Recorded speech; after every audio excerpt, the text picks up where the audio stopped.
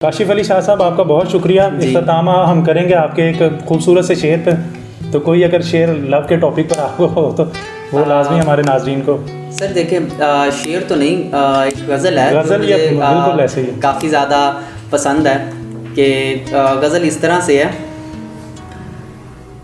कि ज़रा देख के चाल सितारों की, कोई ज़ाचा खींच कलंदर सा, कोई ऐसा जंतर मंतर पर जो कर दे पग सिकंदर सा, कोई चिल्ला ऐसा काट के फिर कोई उसकी काट ना कर पाए, कोई ऐसा दे तावीज़ मुझे वो मुझ पे आशिक हो जाए, कोई फाल निकाल करिश्मा गर मेरी राह में फूल गुलाब आए, कोई पानी फूक के दे ऐसा वो पिए तो मेरे ख्वाब आए, कोई ढूंढ के वो कस्तूरी ला उसे लगे मैं चांद के जैसा हूँ, फिर जो मर्जी मेरे यार की हो उसे लगे मैं बिल्कुल वैसा हूँ, कोई ऐसा इसमें आज़म पर जो अश्क बहा दे सजदों में, फिर जैसे तेरा दावा हो महबूब हो मेरे कदमों में। पर आमिल रुक एक बात कहूँ, ये सजदों वाली बात है क्या, महबूब तो है सर आंखों पर, मुझ पत्थर की औकात है क्या।